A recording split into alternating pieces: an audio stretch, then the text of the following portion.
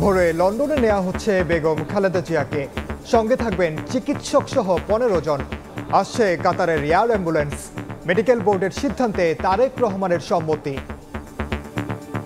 কাতার royal air অ্যাম্বুলেন্সের মাধ্যমে দেশনেত্রী বেগম খালেদা জিয়াকে মধ্যরাত্রির পরে অথবা আগামীকালকের সকালের ভিতর লন্ডনে ওনাকে একটা নির্ধারিত হসপিটাল আমরা ঠিক করেছি, সেখানে আমরা ইনশাল্লাহ ওনাকে নিয়ে যাব।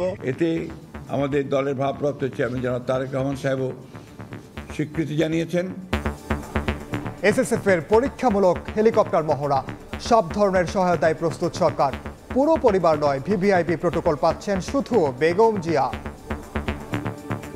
সরকারের পক্ষ থেকে ইতিমধ্যেই সব ধরনের সহযোগিতার আশ্বাস দেওয়া হয়েছে। এটা গেজেট একটা হয়েছে, এখনো পর্যন্ত এই সুবিধাটা কেবল বেগম খালেদা জিয়াকেই দেওয়া হচ্ছে। দেখছিলেন প্রধান শিরোনাম। সন্ধ্যার সময়ের সঙ্গে আছি আমি ওমরিনা। এবার অন্যান্য শীর্ষ সংবাদ। আরো 36 আসনে বিএনপির প্রার্থী ঘোষণা। আলোচিত ঢাকা 10-এ মনোনয়ন পেলেন শেখ রবিউল। বরিশাল 3-এ জয়নুল। যথাসময়ে তফসিল চায় দলটি, অন্যথায় ভোট পেছানোর শঙ্কা।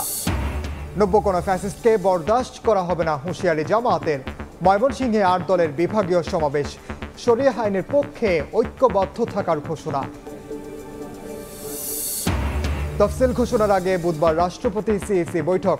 নিরপেক্ষ থেকে উদাহরণ সৃষ্টি করতে পুলিশ সুপারদের আহ্বান প্রধান উপদেষ্টার। চ্যালেঞ্জ গ্রহণে প্রস্তুতির নির্দেশ। জুলাই আগস্ট হত্যা মামলায় জয়ের বিরুদ্ধে গ্রেফতারি পরোয়ানা। পলককে 10 ডিসেম্বর হাজির করার নির্দেশ। সালমান আনিসুলের বিরুদ্ধে অভিযোগ আমলে নিলেন ট্রাইব্যুনাল। এবং আইসিসির গ্রেফতারি পরোয়ানা মাথায় নিয়ে ভারত সফরে পুতিন। নয়াদিল্লি পৌঁছানোর আগে এই সামরিক চুক্তি অনুমোদন মস্কোর। পর্যবেক্ষণ করছে যুক্তরাষ্ট্র।